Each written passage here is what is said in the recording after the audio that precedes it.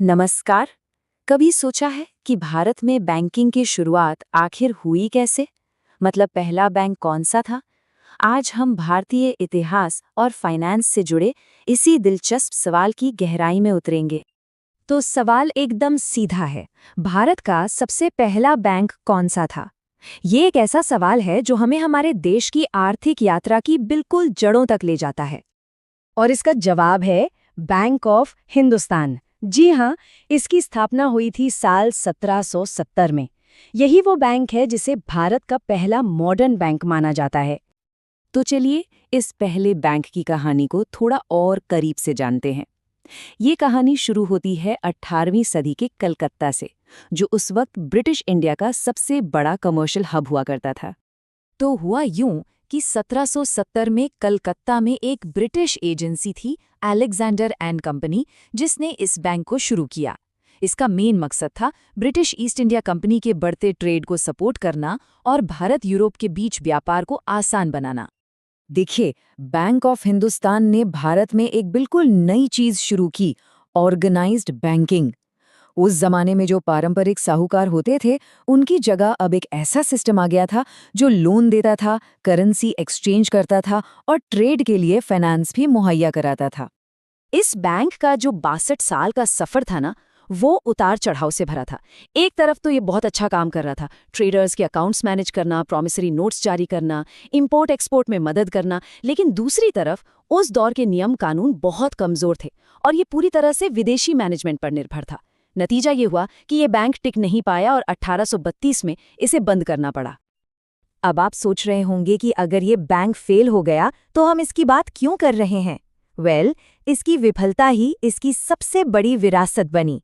इसने आने वाले बैंकों के लिए एक तरह से रास्ता तैयार कर दिया, एक ब्लूप्रिंट दे दिया कि क्या करना है और क्या नहीं।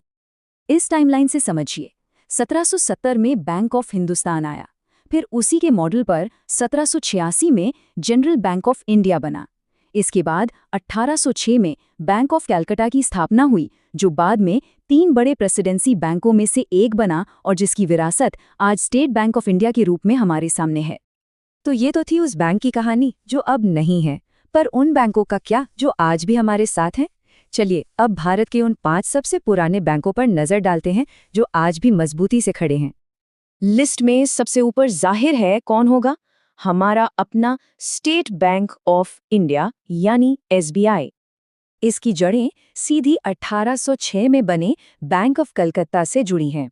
यह सिर्फ भारत का सबसे पुराना जीवित बैंक ही नहीं, बल्कि आज देश का सबसे बड़ा बैंक भी है, जिसकी पहुंच देश के कोने-कोने से लेकर विदेशों तक है। हमारी लिस्ट में दूसरा नाम है बैंक ऑफ बड़ौदा का।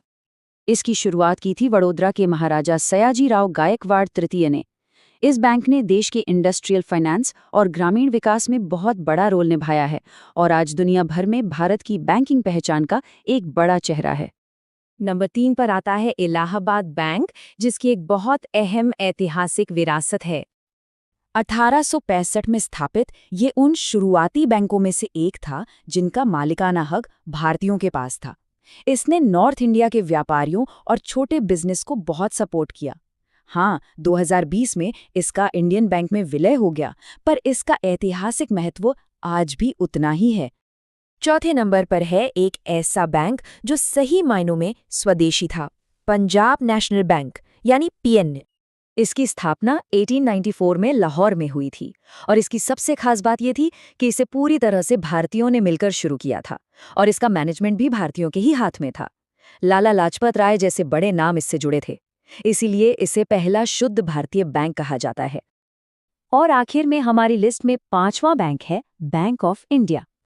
इसे 1906 में मुंबई के कुछ बड़े बिजनेसमैन ने मिलकर शुरू किया था।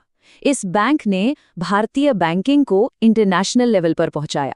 पता है, ये पहला भारतीय बैंक था जिसने 1946 में लंदन में अपनी ब्रांच खोली थी।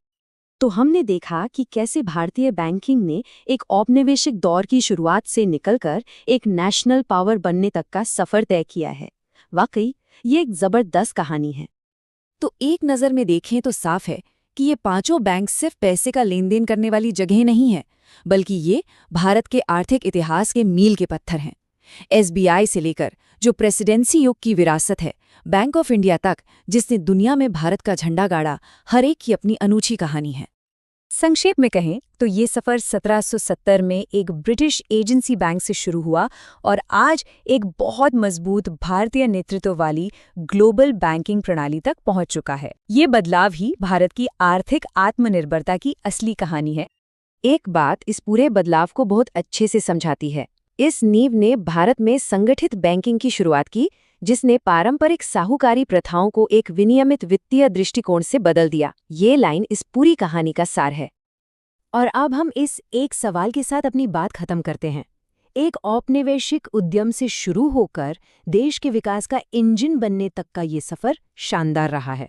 लेकिन अब सवाल ये है कि भारत की बैंकिंग कहानी का अगला अध्याय क्या होगा? ये एक ऐसा सवाल है जो हमें भविष्य के बारे में सोचने पर मजबूर करता है। इस जानकारी भरी यात्रा के लिए शुक्रिया।